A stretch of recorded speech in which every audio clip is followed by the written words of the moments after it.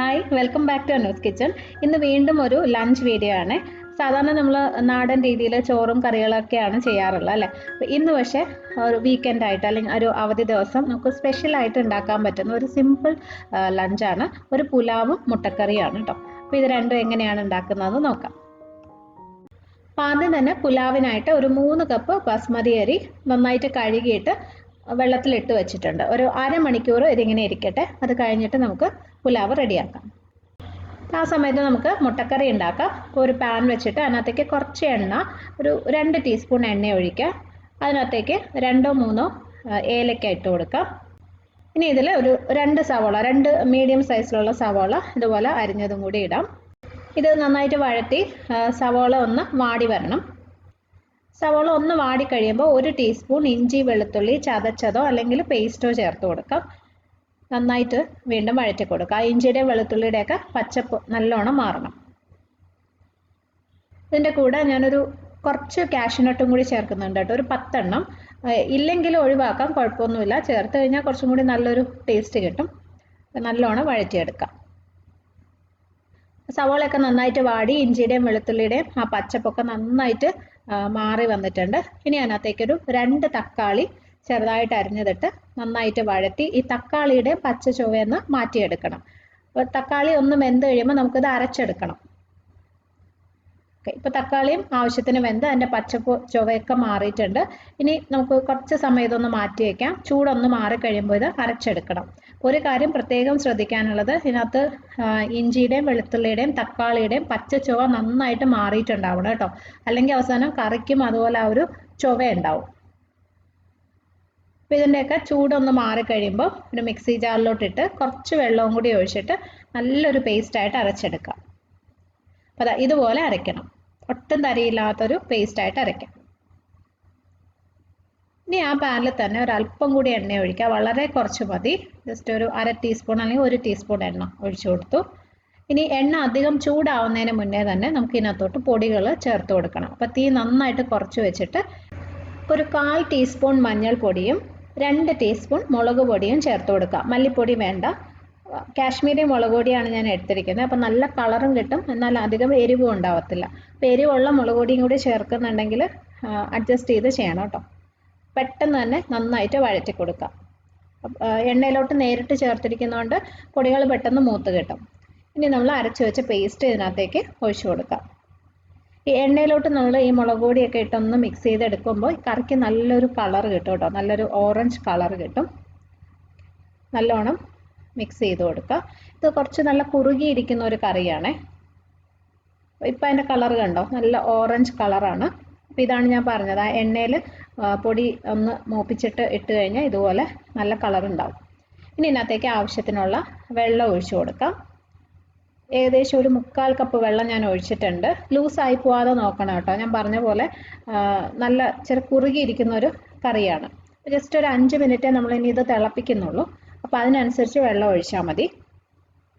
ഇതിനകത്തോട്ട് ഒരു 1/2 ടീസ്പൂൺ ഗരം മസാല പൊടിയും കുറച്ച് കറിവേപ്പിലയും ആവശ്യത്തിന് ഉപ്പും കൂടി ഇട്ടിട്ട് നന്നായിട്ട് മിക്സ് ചെയ്ത് ഒരു 5 മിനിറ്റ് മീഡിയം ഫ്ലെയിമിൽ വെച്ച് നല്ലോണം ഒന്ന് തിളപ്പിച്ചെടുക്കാം. കറി ഇതേ നന്നായിട്ട് തിളച്ച് ആവശ്യത്തിന് കുറുകി വന്നിട്ടുണ്ട്. കണ്ടോ, ഇതുപോലെ അരിക്കണം കേട്ടോ. ഈ ഒരു പരുവത്തിലായിരിക്കണം. ഇനി ഇതിനകത്തേക്ക് ഒരു 1/2 ടീസ്പൂൺ പഞ്ചസാര ഇട്ട് കൊടുക്കാം. പഞ്ചസാര വേണ്ടാത്തവർക്ക് ഒഴിവാക്കാം, പക്ഷേ ചേർത്ത് കഴിഞ്ഞാൽ കറിക്ക് ഒരു പ്രത്യേക ടേസ്റ്റാണ്. മധുരിക്കത്തൊന്നുമില്ല, പക്ഷെ നല്ലൊരു ടേസ്റ്റ് കിട്ടും. ഇനി ഇതിനകത്ത് ചേർക്കാനായിട്ട് ഞാനിവിടെ 4 മുട്ട പുഴുങ്ങിയിട്ട് അതിനകത്ത് ഇതുപോലെ എല്ലാ മുട്ടയിലും ഇങ്ങനെ ഒന്ന് വരഞ്ഞ് വെച്ചിട്ടുണ്ട്. ഇത് നമുക്ക് കറിയിലോട്ട് ഇട്ട് കൊടുക്കാം. അപ്പോൾ ഈ മുട്ട ചേർത്ത് കഴിഞ്ഞിട്ട് പിന്നെ ഒരു 1-2 മിനിറ്റ് ഏറ്റവും ചെറിയ തീയിൽ ഒന്ന് അടച്ചു വെച്ചാൽ മതി. ഒരുപാട് സമയം തിളപ്പിക്കുകയൊന്നും വേണ്ട. ജസ്റ്റ് ഒന്ന് മിക്സ് ചെയ്തിട്ട് ചെറിയ തീയിൽ ഒരു 2 മിനിറ്റ് ഒന്ന് അടച്ചു വെക്കാം. അപ്പോഴേക്കും മുട്ടക്കറി റെഡിയാവും. അടുത്തതിന് നമുക്ക് പുലാവ് ഉണ്ടാക്കാം. അപ്പോൾ റൈസ് വെള്ളത്തിലിട്ട് വെച്ചിട്ട് ഇപ്പോൾ അരമണിക്കൂറായി. ഞാനൊരു കുക്കറിലാണ് ഈ പുലാവ് ഉണ്ടാക്കുന്നത്. അപ്പോൾ ഒരു 5 ലിറ്ററിൻ്റെ കുക്കർ എടുത്തിട്ടുണ്ട്. അതിനകത്തേക്ക് കുറച്ച് നെയ്യ് ഒഴിച്ചു കൊടുക്കാം. ഇതിനകത്തോട്ട് ഒരു ചെറിയ കഷ്ണം പട്ട, 4-5 ഏലക്ക, 8 ഗ്രാമ്പു, ഒരു 1/2 ടീസ്പൂൺ ജീരകം, ചെറിയ ജീരകമാണ് കേട്ടോ, തോരനൊക്കെ ചേർക്കുന്നത്, അതും കൂടി ചേർത്തു. ഇനി ഇതിനകത്തേക്ക് ഒരു സവോള ഇതുപോലെ കനം കുറച്ച് അരിഞ്ഞതിട്ട് 2-3 പച്ചമുളകും കൂടി ഇടാം. നന്നായിട്ട് വഴറ്റിയെടുക്കാം. സവോള നല്ലോണം ഒന്ന് വാടി വരണം. സവോള ഒന്ന് വഴണ്ട് വന്നു കഴിയുമ്പോൾ 1 ടീസ്പൂൺ ഇഞ്ചി വെളുത്തുള്ളി പേസ്റ്റും കൂടി ചേർത്ത് അല്ലെങ്കിൽ ചതച്ചതും കൂടി ചേർത്തിട്ട് നല്ലോണം ഒന്ന് വഴറ്റിയെടുക്കാം. സവോളയൊക്കെ വാടി ഇഞ്ചിയുടെയും വെളുത്തുള്ളിയുടെയും പച്ചപ്പൊക്കെ മാറിയിട്ടുണ്ട്. ഇനി ഒരു 1/4 ടീസ്പൂൺ മഞ്ഞൾപ്പൊടിയും 1/2 ടീസ്പൂൺ ഗരം മസാലപ്പൊടിയും കൂടി ചേർത്ത് ഒന്നും കൂടി ഒന്ന് മിക്സ് ചെയ്ത് ആ പൊടികളുടെ പച്ച ചുവയും കൂടി ഒന്ന് മാറ്റിയെടുക്കണം. പൊടികളൊന്ന് മൂത്ത് കഴിയുമ്പോൾ ഇതിനകത്തേക്ക് 2 ക്യാരറ്റ് ഇതുപോലെ ചെറിയ കഷ്ണങ്ങളായിട്ട് മുറിച്ചതും കൂടി ഇട്ട് കൊടുക്കാം. വേറെ വെജിറ്റബിൾസ് ഒക്കെ വേണമെങ്കിലും ചേർക്കാം കേട്ടോ. ഒന്ന് മിക്സ് ചെയ്യാം. ഇനി നമ്മൾ വെള്ളത്തിലിട്ട് വെച്ച ബസ്മതി അരി അതിട്ട് എല്ലാം കൂടി നല്ലോണം ഒന്ന് മിക്സ് ചെയ്ത് എടുക്കാം. ഇനി ഇതിനകത്തോട്ട് നമുക്ക് ആവശ്യത്തിനുള്ള വെള്ളം ഒഴിക്കണം. അപ്പോൾ കുക്കറിൽ വെക്കുന്നത് കൊണ്ട് നമ്മൾ സാധാരണ വെക്കുന്ന അത്രയും വെള്ളം ആവശ്യമില്ല. അപ്പോൾ 3 കപ്പ് ബസ്മതി അരിക്ക് 3.5 കപ്പ് വെള്ളം, 3.5 കപ്പ് ചൂട് വെള്ളമാണ് ഒഴിക്കുന്നത് കേട്ടോ. അപ്പോൾ എത്ര അരി എടുക്കുന്നോ അതിൻ്റെ 1/2 കപ്പ് കൂടുതൽ വെള്ളം മാത്രം എടുത്താൽ മതി. ഞാൻ ഇതിനകത്തേക്ക് അരി അളന്നെടുത്ത് അതേ കപ്പിൽ അല്ലെങ്കിൽ ഗ്ലാസ്സിൽ തന്നെ 3.5 കപ്പ് ചൂടുവെള്ളം ഒഴിച്ചു കൊടുക്കുകയാണ്. അപ്പോൾ വെള്ളം ഒഴിച്ചു കഴിയുമ്പോൾ നിങ്ങൾക്ക് കാണാൻ പറ്റും കറക്റ്റ് ആ ചോറിൻ്റെ മുകളിൽ നിൽക്കുന്ന രീതിയിലായിരിക്കണം വെള്ളം. കണ്ടോ, ഈ ഒരു പരുവത്തിലായിരിക്കണം വെള്ളം വേണ്ടത്. ഇനി ഇതിനകത്തേക്ക് ഞാൻ കുറച്ച് കറിവേപ്പില ചേർക്കുന്നുണ്ട്. മല്ലിയിലയും പുതിനയിലയൊക്കെ ഉണ്ടെങ്കിൽ അത് ചേർത്ത് കൊടുക്കാം, നല്ലൊരു ടേസ്റ്റ് ആയിരിക്കും. ആവശ്യത്തിനുള്ള ഉപ്പും കൂടി ഇട്ട് കൊടുക്കാം. ഉപ്പിടുമ്പോൾ ഇട്ട് കഴിഞ്ഞിട്ട് ജസ്റ്റ് നിങ്ങളൊന്ന് ടേസ്റ്റ് ചെയ്ത് നോക്കുക. അപ്പോൾ ഒരല്പം ഒരു പൊടിക്ക് ഉപ്പ് കൂടുതലായിട്ട് തോന്നണം, എന്നാലേ ഇത് വെന്ത് വരുമ്പോൾ ചോറിൽ ആവശ്യത്തിനുള്ള ഉപ്പ് പിടിച്ചിട്ടുണ്ടാവുള്ളൂ. നന്നായിട്ട് മിക്സ് ചെയ്തിട്ട് നമുക്കത് അടച്ചു വെച്ച് കുക്ക് ചെയ്യാം. ഇപ്പോൾ ഇത് ഹൈ ഫ്ലെയിമിൽ, അതായത് തീ കൂട്ടിയാണ് വെച്ചിരിക്കുന്നത്. ഇനി നമുക്ക് കുക്കർ അടയ്ക്കാം. ഇതിനകത്തിപ്പോൾ വെയിറ്റ് ഇട്ടിട്ടില്ല. ഹൈ ഫ്ലെയിമിൽ വെച്ച് ഇതിനകത്തുനിന്ന് ആവി വന്നു തുടങ്ങിയതിന് ശേഷം വെയിറ്റ് ഇട്ടാൽ മതി. അപ്പോൾ ഇത് ചെറുതായിട്ട് ആവി വന്നു തുടങ്ങി. ഇനി നമുക്ക് വെയിറ്റ് ഇട്ട് കൊടുക്കാം.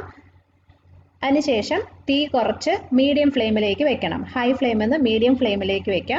എന്നിട്ട് 10 മിനിറ്റ് അല്ലെങ്കിൽ 1 വിസിലാണ് കുക്ക് ചെയ്യേണ്ട സമയം. 10 മിനിറ്റിനുള്ളിൽ ഒരു വിസിൽ വരികയാണെങ്കിൽ അപ്പം തന്നെ സ്റ്റവ് ഓഫ് ചെയ്യണം. അതല്ലെങ്കിൽ കറക്റ്റ് 10 മിനിറ്റ് ആകുമ്പോൾ ഓഫ് ചെയ്യണം. എന്നിട്ട് ഉടനെ തന്നെ കുക്കർ തുറക്കരുത്. അതിൻ്റെ ആവിയൊക്കെ ഫുള്ള് പോയതിന് ശേഷം തുറന്നാൽ മതി. ഒരു 10-15 മിനിറ്റ് അതുപോലെ തന്നെ വെച്ചേക്കാം. പുലാവും മുട്ടക്കറിയും ഒരു റൈത്തയുമാണ് ഇന്നത്തെ ലഞ്ച്. ജസ്റ്റ് തക്കാളിയും ഉള്ളിയും പച്ചമുളകും ഒക്കെ ഇട്ടൊരു റൈത്ത.